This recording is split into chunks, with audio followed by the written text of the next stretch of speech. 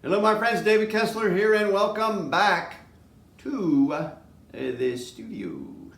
So today, if you have ever struggled trying to get a drawing from a sketchbook onto a piece of watercolor paper, this is your lucky day because I have a great hack for you and an easy way to do this that I've been doing for, I don't know, 25 years, okay? It involves a couple of things, but it's going to be well worth your time. And the reason this is important, I taught watercolor courses for quite a few years, and I saw many students ruin pieces of watercolor paper because they would do a drawing on there and then they'd have to erase, and then they'd do some more and erase that. And after a while, the sizing's gone from the paper. You've changed the texture of the paper because of so much erasing. And I know it's a struggle for a lot of people. They're trying to get a drawing that's this big in a sketchbook up onto a larger piece of watercolor paper. But here's an easier way to do it so that you draw it on another surface first and then transfer it to the watercolor paper.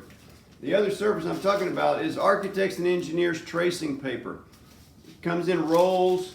You can get this at any art supply store, or I buy everything online, any kind of on Blick, Jerry's, Artarama. Tracing paper comes in a roll, different widths, 18 inches, 20 inches, 24 inches, etc. Get it as big as you need it. The key here is to do the drawing on this tracing paper first and then transfer it by tracing onto watercolor paper. This may be, if you're a watercolor paper painter, this may be the single greatest thing you have ever seen. Now, you can see I have a drawing here of basically what's on this painting. This is a drawing, and it's the size of a half a sheet of watercolor paper, so 15 by 22, right? 15 by 22. And I put it on this board so that you could see it. So I originally did this, I actually did this design in a hotel room with a hotel pen, and it was about this big. It was about that big. So I transferred it to the tracing paper. And it took me a couple or three times, but this tracing paper is inexpensive, right? So I just simply did it on the tracing paper. Easy, right? Rather than trying to do it on the watercolor paper.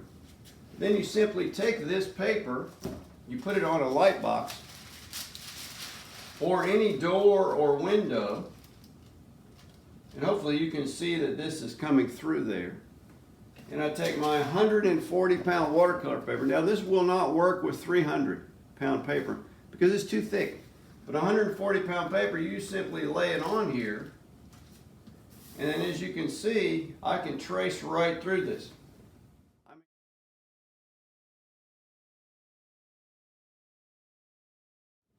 I mean, there's no easier way. The great thing about this too is that once you have this page to this size, you can keep it. I mean, tracing paper is thin, flat, easy to store anywhere in your studio.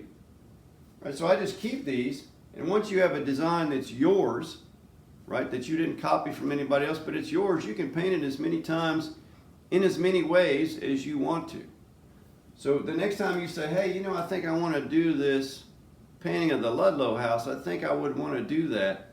So I can pull this out and do it. And I've done this painting in many different ways before, right? And it's different each time, different color combination, different approach, right? But once I have the basic drawing on the tracing paper, then I can trace this anytime I want to onto watercolor paper, right? It's just a great system.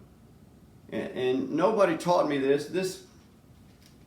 As many of you know, I was an architect for 30 years before, I started painting, and sort of in parallel with my architecture career. And this tracing paper is what architects use to design buildings.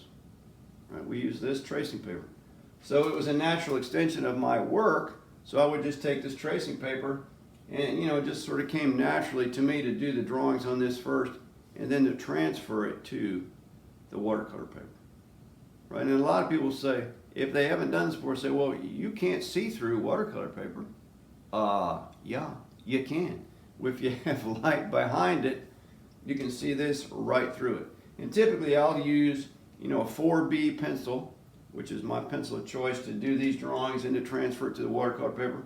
And this is a Kohinoor Hartmouth Toison d'Or, 1900. Right, big name, small pencil, 4B. I typically use a 4B or a 5B. Right. So give this a whirl. This is great stuff. And then you can keep these so the next time you want to do a similar composition, you don't have to struggle with it again. You pull this out of the file and voila, you can transfer it directly to your watercolor paper. So I hope this was helpful for you, and we'll see you on the next video.